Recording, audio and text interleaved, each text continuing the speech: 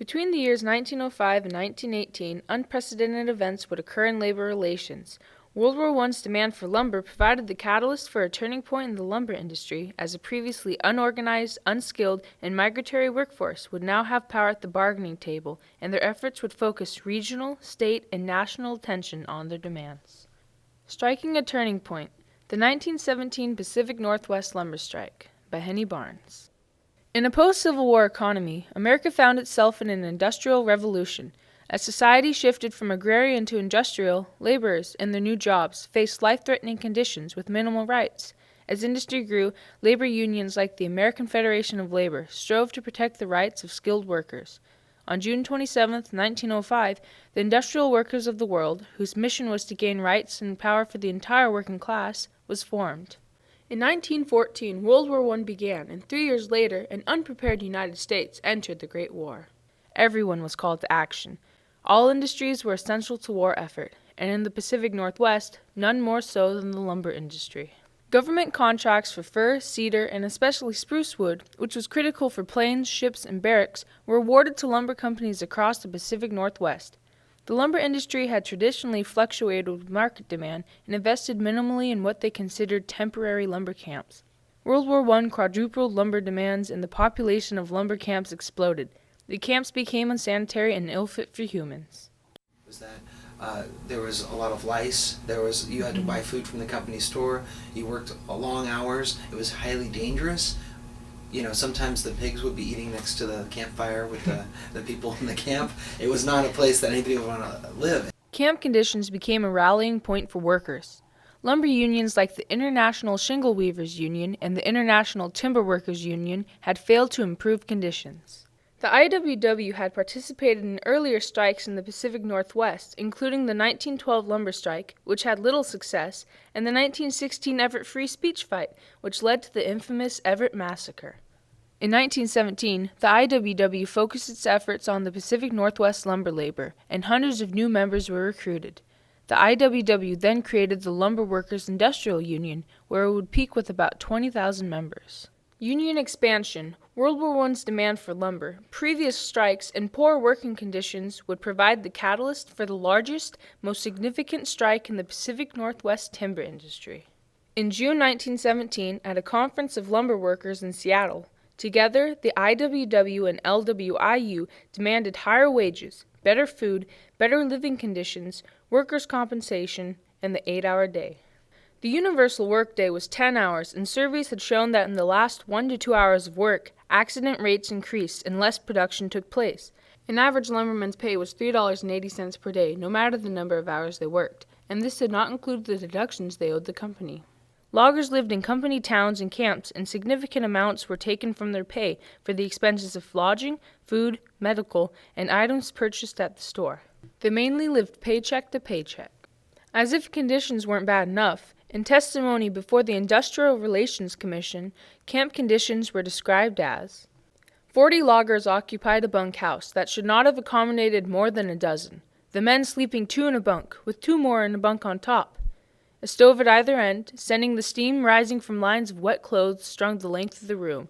Beds made in many cases by dumping hay into a wooden bunk. Food that was unsavory. The crudest kind of provisions for cleanliness and sanitation. Demands were presented directly to the logging companies, and when those were not met, the lumber strike began.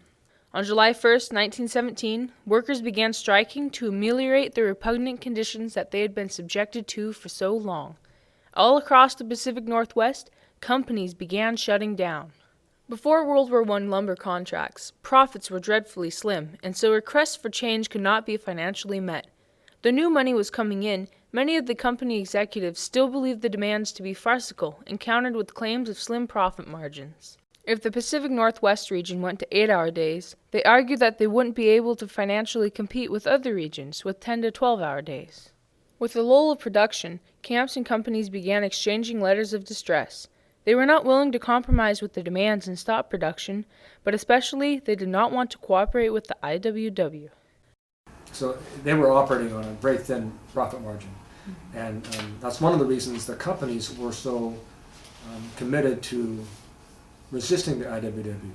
On top of that, the IWW was quite radical, and their socialism, they would have objected to any unions, even the FL unions and their demands, but they really were antagonized by the IWW and determined to resist and not allow the IWW even a hint of victory.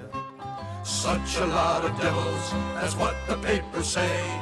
They go on strike for shorter hours and the raise in pay. They left the camps, the lazy tramps, they all walked out as one. They say they'll win the strike or put the bosses on the bum. Barons were so afraid that letters were sent to the federal government's military leaders and President Wilson pleading for help. Government and company spies infiltrated the camps and local union meetings, reporting back who were IWW organizers and their next plans for the strike. Soon, the state governments took notice of the IWW, and the Anti-Syndicalism Act, which prohibited IWW efforts to reform, was created. To enforce this, the Oregon and Washington National Guards were sent to raid all IWW halls, to arrest all leaders and, in some places, all members of the union. In Spokane on August 19, 1917, the largest of these raids would take place. The government had ordered the IWW to cease and desist all efforts. Soon, Henry Suzzallo, president of the University of Washington and chairman of the State Council of Defense, weighed into the situation. Though his efforts to find common ground between the barons and lumbermen and to provide support to the workers in their demands would lead nowhere, he still received and wrote hundreds of letters and telegrams to communicate with loggers, the public, companies, and the government. With the United States' need for lumber growing and regional and state government intervention failing, the federal government was forced to step in. A turning point in labor relations began. Colonel Bryce P. Disk was chosen by President Woodrow Wilson to investigate the lumber shortage in the Pacific Northwest. He met in Seattle with lumber business owners to discuss the strike and situation in the industry. From what he had seen, he proposed to create the Spruce Division in the Army, which would replace the recalcitrant lumbermen with soldiers to meet the demand for lumber.